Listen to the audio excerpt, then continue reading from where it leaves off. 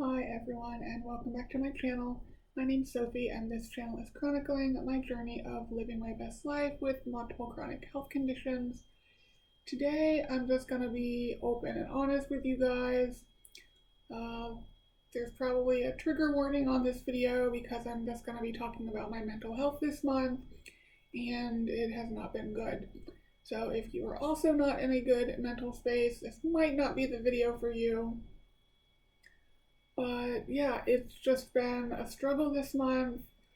Normally, when I have a lot of doctor appointments or whatever, especially back to back, it really sends me spiraling. And that's definitely a big part of what caused this spiral, I guess you can call it. But it also coincided with the anniversary of my father figure's death.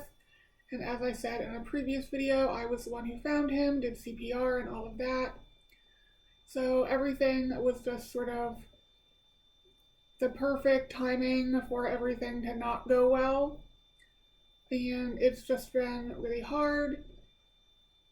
So just a lot of really negative thoughts that I don't matter, that it doesn't matter if I'm alive or not. No one cares. Like I've said before, I don't really have a local support system.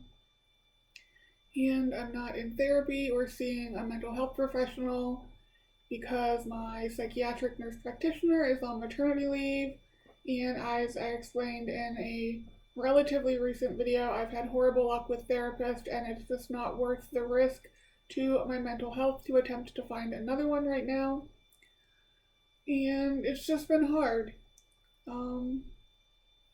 Yeah. So I did the Cleveland Clinic thing. I came home. I sort of got things organized in my little spreadsheet like tables. Messaged doctors who still haven't responded. I'm recording this on August 18th. So it's been it's been 18 days since I messaged one of them and 16 since I messaged the other, and no response at all. I let my primary doctor know this, just sort of like, oh, heads up, like I still haven't heard anything. And their response was basically, well, I don't think they're going to have anything else, like anything new to offer you anyway. And that was a motion word, not good, disheartening, disappointing.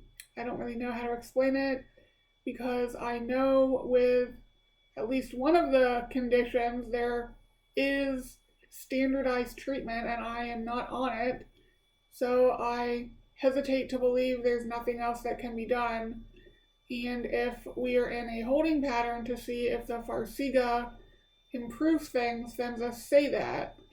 Like, that's fine, I get it. The other medications would lower my blood pressure even more, and that's obviously not a good thing when I have orthostatic hypotension at times to begin with. But if that's what we're doing, just tell me. And it just sort of reinforces the PTSD, negative self-thoughts of, I don't matter, I'm not good for anything, no one cares about me, why am I still alive, and stuff like that, and it just spirals. I don't normally reach out when I get like this because there is nothing anyone is going to say that is going to change my mind. It just has to go through, it has to run its course, it has to pass. I just try to keep myself busy. Basically, remind myself, you have a cat, you have to take care of him. You're not doing anything to yourself that would leave him without an owner. And that's what I did. And things are improving now in that regard, so that's good. And it does normally last about a month. I know this. Unfortunately, I have a cardiologist appointment coming up next week, so that's not a good thing in terms of my mental health, but I will cross that bridge when I get there. And then the week after, I see my primary doctor. But yeah, we'll just take it as it comes in that regard. The other issue with my mental health has been I have not been able to go to the gym at all since returning from Cleveland Clinic because I am extremely fatigued. it is to the point where I am having to nap during the workday. If I am lucky enough to have time in between calling patients, I will come in here and lay back in my chair and take a short nap. Or if I have a longer time span, I've actually gone to bed and took an actual nap. I've had to take half a caffeine pill as well as my modafinil while drinking diet soda, and I'm still having trouble staying awake. I don't know if it's the Farxiga. I don't really know what's going on. Maybe it's just the crash from the invasive cardiopulmonary exercise test, but it wasn't really different than going to a sprint class, and this didn't happen when I was going to them.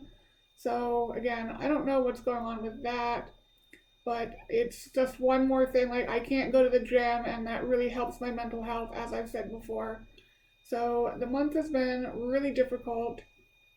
Yesterday was actually the first day I was awake all day. I did not have any diet soda. I did not take half a caffeine pill, and I did not need the nap during the day. I was awake and alert as I am on a regular day.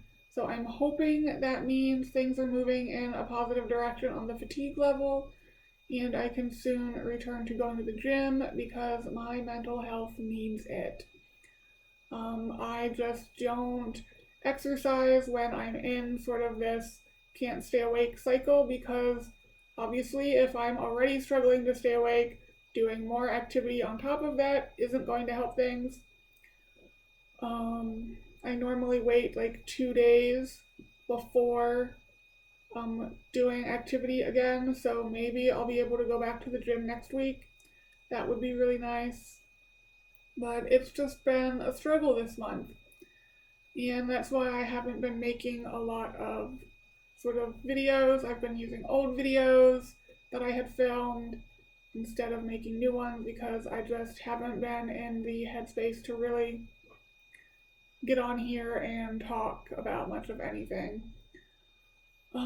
As I said, hopefully that's changing. I do have some normal activities coming up, which I will do one of the inserting pictures thing again when they happen.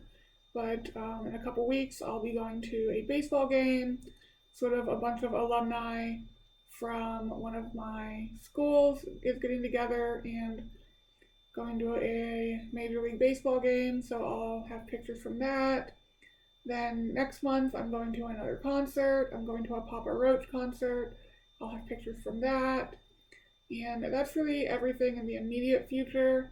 I really don't have the money to be doing either of these things, but for my mental health, I just sometimes have to get out and do stuff. I can't always be in the house. I'm sure some of you or all of you can relate to that. But I guess that's long enough. I'm just, doing the best I can, trying to counter the negative thoughts in my head, and listening to a bunch of music that helps with that. And I'll eventually make a video about how I use music as a therapy of sorts. I filmed it in the past, didn't like it, need to refilm it. So that'll be coming up. I do have other topics I want to talk about. I'll eventually be making a video about the implications of the right heart catheterization. I'm just wanting to meet with the cardiologist, even though I think it's going to be useless, before I do that. And that'll be a couple videos at least, because there are at least 2 diagnoses out of that right heart catheterization, possibly 3. So more to be continued there. But hopefully I will get out of this funk soon and can start going to the gym and just sort of doing things. Yeah, sorry this was sort of a down, depressive video, but that's just been my life for the past few weeks, and I'm just being honest with you guys. Anyway, I hope you all are doing well, and having a good day whenever it is you are seeing this, and I will talk to you guys next time. Bye, guys.